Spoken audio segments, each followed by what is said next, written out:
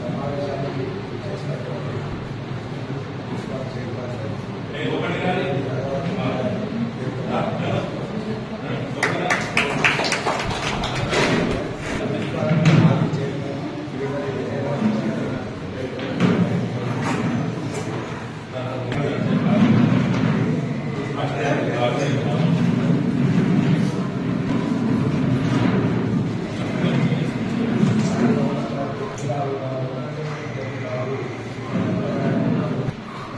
ఆర్యవైశ్య సంఘం అధ్యక్షులు గౌరవనీయులు మంచాల కృష్ణ గారు,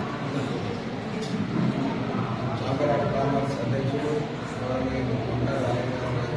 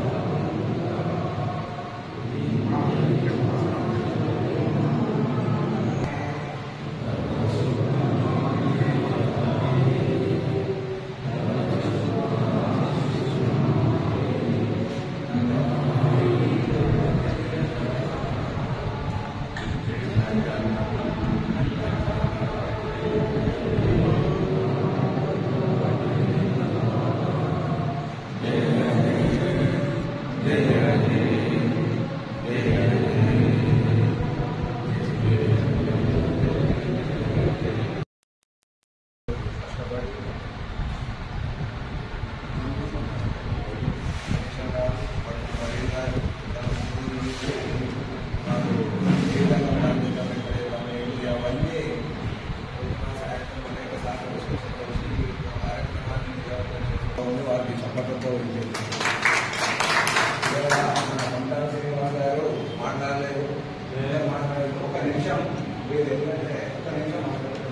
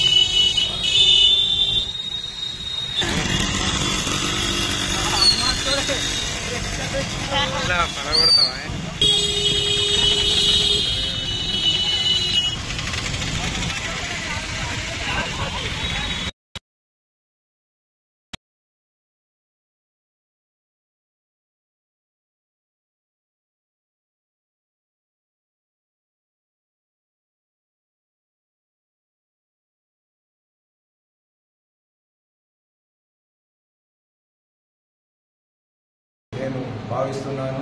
మరి ఆ పెద్ద మనిషి, ఆ బెస్ట్ పార్లమెంటేరియన్, మరి ఇలాంటి నాయకునికి మన ప్రాంతం లోపల ఉన్నటువంటి ఈ నాయకునికి మనము సపోర్ట్ చేయవలసిన ఆవశ్యకత ఎంతైనా ఉంది.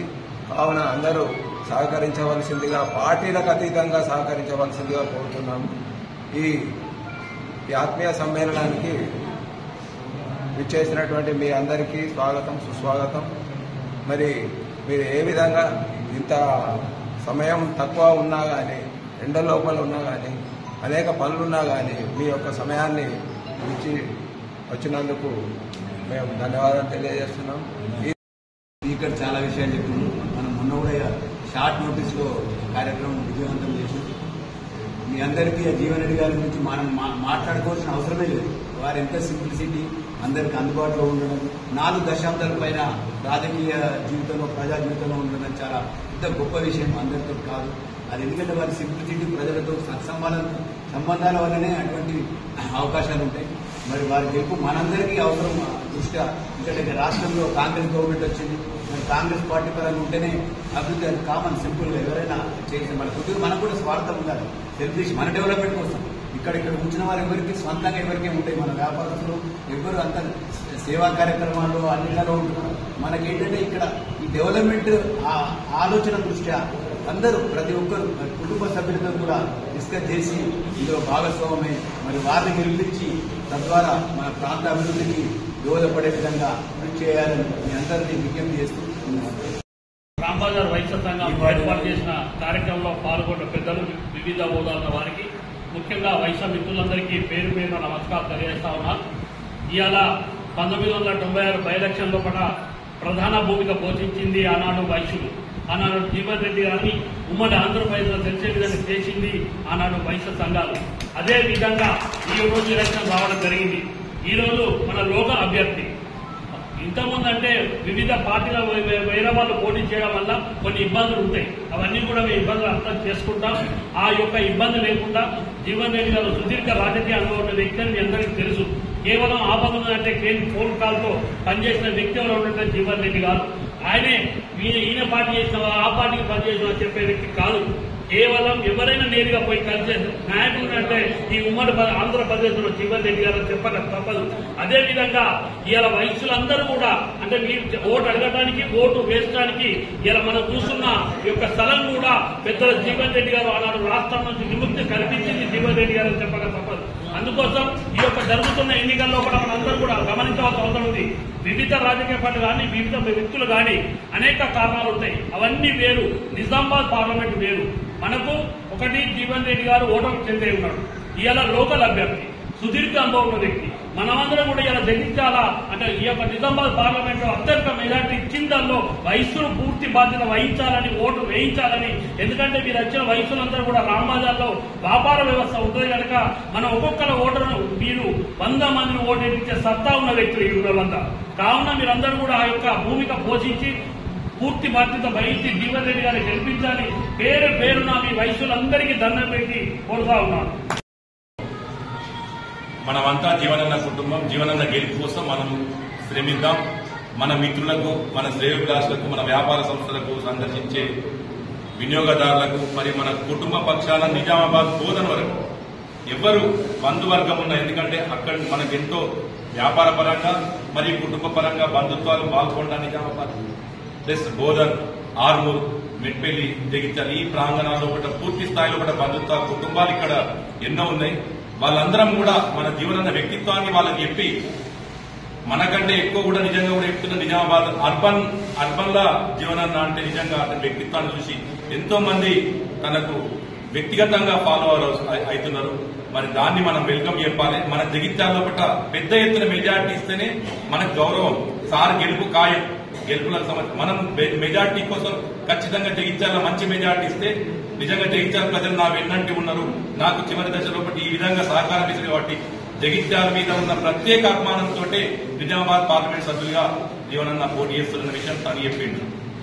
లేదంటే కరీంనగర్ చేసినట్టయితే జగిత్యాల ప్రజల యొక్క ప్రేమకు దూరమైతా, జగిత్యాల ప్రాంతానికి దూరమైతా అన్న ఉద్దేశంతో తను కరీంనగర్ పోకుండా నిజామాబాద్ ఎంచుకున్నది కేవలం జగిత్యాల ప్రజల ప్రేమ కోసం, అభిమానం కోసం. ఇలాంటి తరుణంలో కూడా మనం అందరం ప్రతి ఒక్క క్యాస్ట్ తోటి పూర్తి స్థాయిలో సత్సంబంధాలు ఉండే వ్యవస్థ ఏదుందంటే వైశ్య కుటుంబం, వ్యాపార కుటుంబాలు. ఎందుకంటే మనకు ఒక వైశ్యులని కాదు, ప్రతి ఒక్క కులస్తులతోటి సత్సంబంధాలు కలిగి ఉంటాం.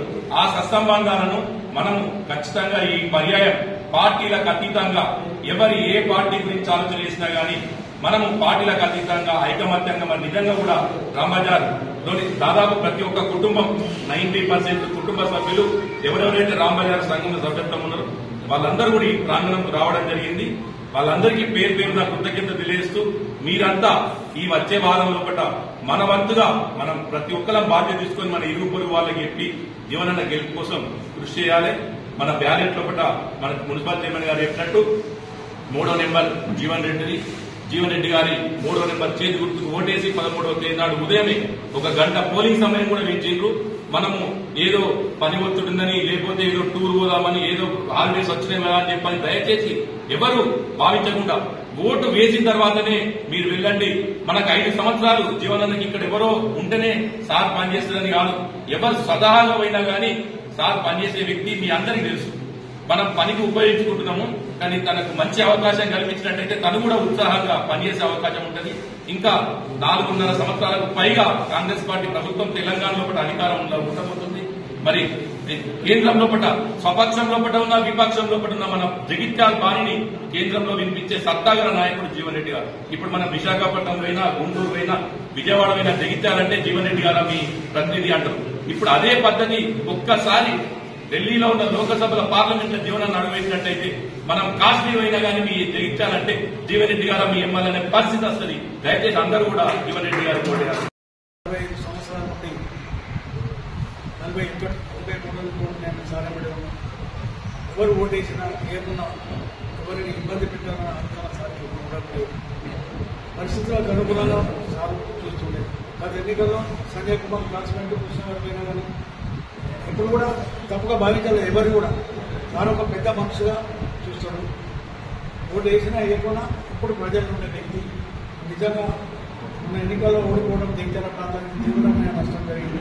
ఈరోజు గెలుచుంటే ఒక మంచిగా ప్రాంతానికి ఇంకా ఎంతో సేవ చేసే అవకాశం వస్తుంది. మరి ఇప్పుడు మళ్ళీ అవకాశం మళ్ళీ వచ్చింది. గతంలో ఇక్కడ అందరూ ఎట్లయితే టీఆర్ఎస్ మళ్ళీ అనుకోలేదు, మళ్ళీ అక్కడ బీజేపీ వస్తారని చాలా మంది అనుకుంటున్నారు. ఆ పరిస్థితులు లేవు. మొత్తం పరిస్థితి అంతా తారుమారైంది. అక్కడ గవర్నమెంట్ వచ్చే 100% గవర్నమెంట్ వచ్చే అవకాశాలు సార్ తప్పకుండా అక్కడ మంత్రిగా ఉంటారు. ఒకవేళ రాకుండా అని ప్రతిపక్షంగా నిలదీసి ఈ ప్రాంతానికి సంబంధించిన నిధులను తీసుకొచ్చి ఈ ప్రాంత అభివృద్ధికి సేవ చేస్తాడు. మనం మన జగిత్యాల వారిని పార్లమెంటులో గెలిపించాలంటే జీవన్ రెడ్డి గారు అత్యధిక మేరతో గెలిపించాలి. మీరు వ్యాపార వర్గానికి కలెక్టర్ ఓన్లీ వచ్చిన కూడా మనం మీరే పలకరించి ఏమనుకుంటున్నామా ఏం చేయాలి చెప్పి పలకరించి మనం కొంచెం ఓట్పై చేసి కాంగ్రెస్ పార్టీకి ఓటేసే విధంగా మార్చాలి. ఆ శక్తి మీకు మీ దగ్గర ఉండాలి. దాన్ని తప్పకుండా చేసి మంచి మెజార్టీ ఇస్తారని ఆశిస్తుంది.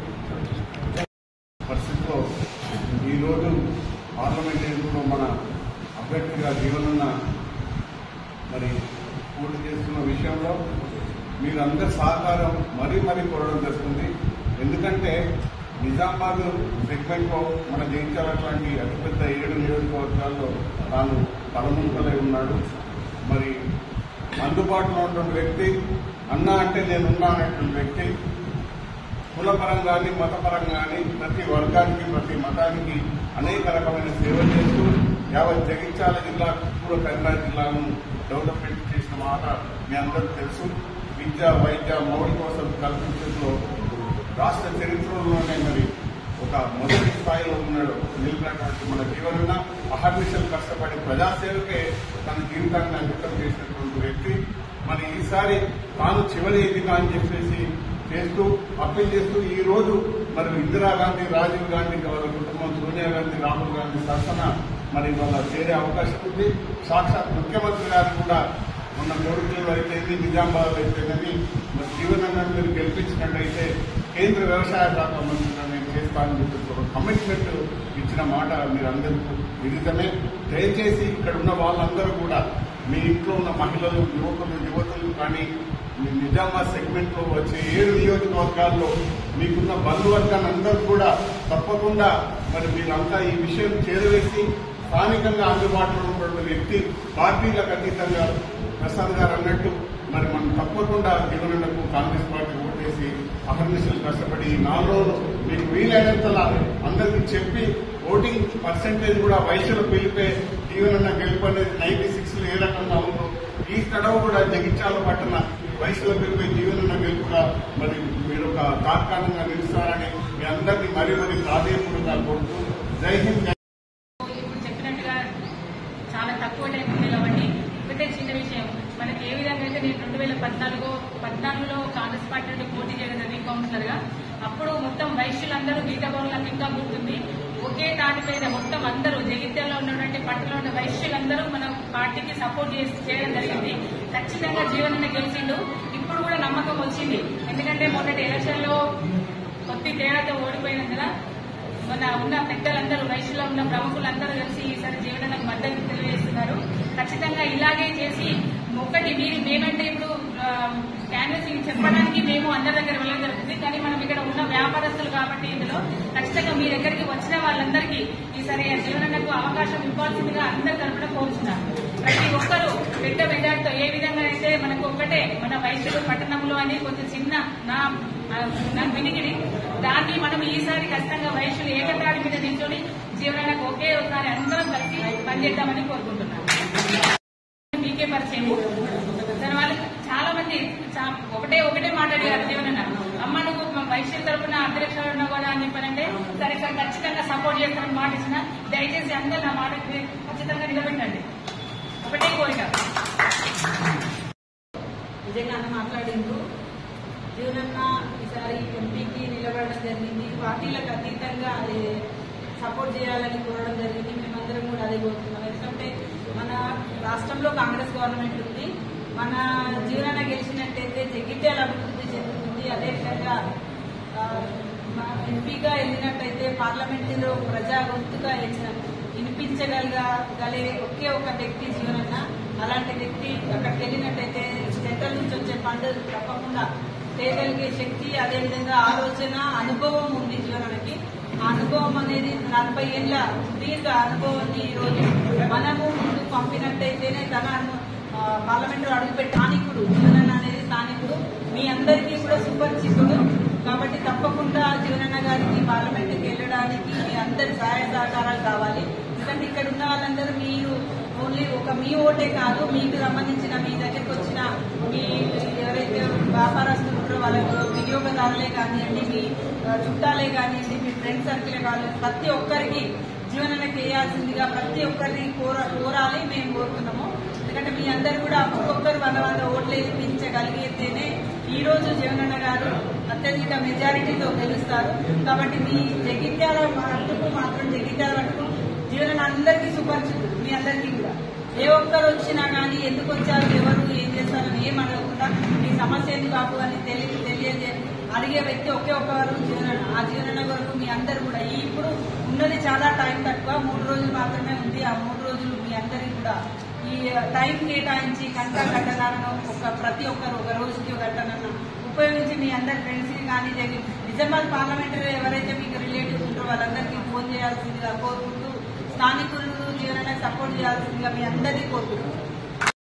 వేదిక మీద ఉన్న పెద్దలందరికీ హృదయపూర్వక నమస్కారాలు తెలియజేస్తూ మరి ఈరోజు మన జీవనన్న గారి ప్రస్తావన చూసుకుంటే గత 43 సంవత్సరాల నుంచి ఎట్లుందో మా అందరికంటే మీకే ఎక్కువ తెలుసు. ఎందుకంటే ఆయన వయసు వాళ్ళు కూడా ఇక్కడ ఉన్నారు కాబట్టి అందుకనే చెప్తున్నాను. మళ్ళీ ఏంటంటే మీ అందరికీ చాలా మందికి ఇందులో వ్యాపారాలు ఉన్నాయి కాబట్టి మీ దాంట్లో ఎవరైతే వ్యాపారస్తులు ఉన్నారో దాంట్లోంచి 100 వేలుగా పరిచయం ఉంటారు ప్రతి ఒక్కరికి. మరి వాళ్ళందరూ మీ దగ్గరకు వచ్చే ఎవరితోనైనా మీరు ఇది సంభాషణ చేయొచ్చు. మరి జీవనాన్ని ఏంటిది, ఆయన వ్యక్తిగతం ఏంటిది, మనం ఈసారి వ్యక్తిగతంగా వెళ్దాం. ఈసారి పార్టీ పరంగా కాకుండా ఇంకా వ్యక్తిగతంగా వెళ్దాం. ఆయన ఎట్లాంటి వ్యక్తి, ఆయన కోసం ఆయన ఏం చేసుకున్నాడు, మన కోసం మనం ఏం చేసి, మరి ఆయన కోసం చేసుకున్నాడైతే ఎట్లుండడు, మన కోసం చేసిండు కాబట్టి ఇలా అట్లున్నాడు. ఇది ఒక్కటి కొంచెం మనందరం ఆలోచించుతాం. ఎందుకనంటే ఈ ఒక్కసారి గెలిచిన ఎమ్మెల్యేలు ఎవరున్నా కానీ వాళ్ళ కోసం వాళ్ళు ఎంతో, వాళ్ళ కుటుంబం కోసం వాళ్ళ కోసం ఎంతో చేసుకున్న వాళ్ళు. మరి ఈ రోజు జీవనన్న అనే ఒక వ్యక్తి ఎట్లున్నాడు, ప్రతి కులానికి కానీ మతానికి కానీ అతీతంగా పనిచేసే ఏకైక నాయకుడు, స్వార్థం లేని నాయకుడు ఎవరైనా ఉన్నారు అని అంటే జీవనన్న మాత్రమే. మరి అలాంటి ఒక నాయకుడి కోసం మనందరం ఇవాళ పోరాటం చేద్దాం. మరి పోరాటంకి దాని అర్థం ఏంటిది, కేవలం ఓటు మాత్రమే. ఆయన మన కోసం ఏదంటే చేస్తాడు. కేవలం మనం చేయాల్సిన పని ఏదైనా ఉంది అని అంటే ఓటు అనే ఒక అస్త్రాన్ని మనం ఉపయోగిస్తాం. ఆ ఓటు అనే అస్త్రాన్ని కేవలం మనం చేతి గుర్తిద్దాం. మరి ఇదంతా నేను ఎందుకు చెప్తున్నానంటే ఆయన ఇవాళ ఇక్కడ లోకల్ నుండే అభ్యర్థి. మరి లోకల్లో ఆనాడు లేడా ఈనాడే ఉన్నాడంటే ఏనాడు నుంచి అనేది ఇక్కడనే మనల్ని పట్టుకొని ఉంటున్నాడు. ఏనాడు కూడా నాకు పదవులు వచ్చినాయి, మంత్రి పదవి చేసినా నేను హైదరాబాద్ ఉంటాను ఏనాడు అనుకోలేదు. ఆనాటి నుంచి ఈనాటి వరకు ఆయన ఇక్కడనే ఉన్నాడు, మన కోసం పనిచేస్తున్నాడు, నిరంతరం మన కోసం మాత్రమే పనిచేస్తున్నాడు. కాబట్టి నేను మీ అందరికి చెప్పడం జరుగుతుంది. మరి ఇలా ప్రభుత్వం ఉంది, ప్రభుత్వం వచ్చింది. గత ప్రభుత్వంలో ఉన్నప్పుడు ఏం జరిగింది అనేది మనందరికీ తెలుసు. మరి ఇప్పుడు ఈ ప్రభుత్వం వచ్చింది, మరి మనకంటూ ఒక ఎమ్మెల్యే అభ్యర్థి ఉన్నారు, మరి లేరు. మరి జీవనాన్ని మళ్ళీ ఎంపీకి పోటీ చేస్తున్నారు. ఎందుకు, మన కోసం మాత్రమే. ఏదో ఆయన లబ్ధి పొందాలని మాత్రం కాదు, మన కోసం పోటీ చేస్తున్నాడు, మన కోసం గెలవాలి. ఆయన ఉన్న ఈ 7-10 వయసులు దాటింది ఆయన. మరి ఏం చేద్దాం, ఈ వయసులో రెస్ట్ తీసుకోవాలి దాదాపు. మరి ఆయన ఏం చేస్తున్నాడు, నేను ఖచ్చితంగా ఈ సమయాన్ని నేను కేటాయిస్తా ప్రజల కోసం, నేను ఖచ్చితంగా ఏదో ఒకటి చేసి చూపిస్తా. యావన్ రోడ్ అనేది ప్రధాన సమస్య, ఇంకా చాలా ఉన్నాయి సమస్యలు మనకు జగిత్యాలు, అవన్నీ చేసి చెప్తానని చెప్పేసి చెప్తున్నాను. అట్లాగే నేను ఇంకొక విషయం మీకు చెప్తా, కోపం రాదంటే నేను మాట్లాడతా. ఇవాళ ఏదైతే మన సత్రంకి సంబంధించిన బంగ్లా ఏదైతే కడుతున్నారో అది గత ప్రభుత్వం నుంచి వచ్చిందా ఏదైనా మీకు మాత్రమే తెలుసు. కానీ దాని స్థలం కేటాయించింది ఎవరు అనేది మాత్రం మనం ఇక్కడ గుర్తుపెట్టుకున్నాం. ఎవరి వల్ల స్థలం కేటాయించడం జరిగింది, ఎవరిచ్చారు అనేది మీ అందరికీ తెలియాలి. ఎవరు ఎమ్మెల్యే ఉన్నప్పుడు ఎవరి ఏ హయాంలో జరిగిందనేది మీ అందరికీ తెలిసే ఉంటుంది. కాబట్టి ఇవాళ నేను రిక్వెస్ట్ చేస్తున్నా ప్రతి ఒక్కరికి, నేను మిమ్మల్ని అందరినీ అడగట్లేదు, రిక్వెస్ట్ మాత్రమే చేస్తున్నా. మనందరం ఒకటైతే మీ అందరికీ ఇంకా వేరే ఎవరన్నా ఇంతకుముందు మీరు ఓటు వేస్తుంటే వేరే దగ్గర దయచేసి ఒక్కసారి మాత్రం జీవనంలో పోటీస్ గెలిపించుకున్నాం. ఎందుకు అనంటే ఏదున్నా మీరు వచ్చి అన్నా నాకు ఈ సమస్య ఉందేనంటే ఖచ్చితంగా చేసి తీరుతారనేది నమ్మకం మాకైతున్నది. మరి మీ అందరికి కూడా నమ్మకం కలగాలని నేను కోరుకుంటూ మీరందరూ జీవనాల కోసం వ్యక్తిగతంగా ఈసారి ఆలోచించి మీరందరూ ఒకటయ్యి మనందరం జీవనాన్ని పోటేస్తే ఇవాళ గెలిచొస్తారు. ఆ తర్వాత మనకు పనులు ఎట్లయితే అది కూడా 100 సంవత్సరాల అభివృద్ధి చేస్తారు అని చెప్పేసి నమ్మకం నాకు. జీవనన్న అనే ఒక వ్యక్తి దమ్మున నాయకుడని మనందరం తెలుసుకోవాలి. దమ్మున నాయకుడితో మనం ఓటేయాలి. ఇంతకుముందు ఉన్న వాళ్ళకి చాలా మంది ఓట్లు వేసినప్పుడు ఎవరికన్నా ఏదన్నా చేపించాలన్న దమ్ముందా మీరే ఆలోచించండి. కానీ ఆమె దగ్గర దమ్ముంది కాబట్టి ఆ దమ్మున నాయకుడికి మనం ఓటేసి గెలిపిస్తే ఏదైనా మనం అడిగి మన పనులు చేయించుకోవచ్చు. నేను అందరినీ మీ అందరి బిడ్డగా నేను రిక్వెస్ట్ చేస్తున్నాను, మీ అందరి బిడ్డగానే రిక్వెస్ట్ చేస్తున్నాను, జీవనన్న ఓటేయండి అని చెప్పేసి 13వ తారీఖు నాడు ఎంపీ అభ్యర్థికి ఏదైతే 3వ నంబర్ మీద మీరందరూ ఓటేసి గెలిపించాలని మనస్ఫూర్తిగా మీ ఆర్యవైశ్య సోదరులందరినీ వేడుకుంటున్నాను. జై కాంగ్రెస్, జై జీవనన్న.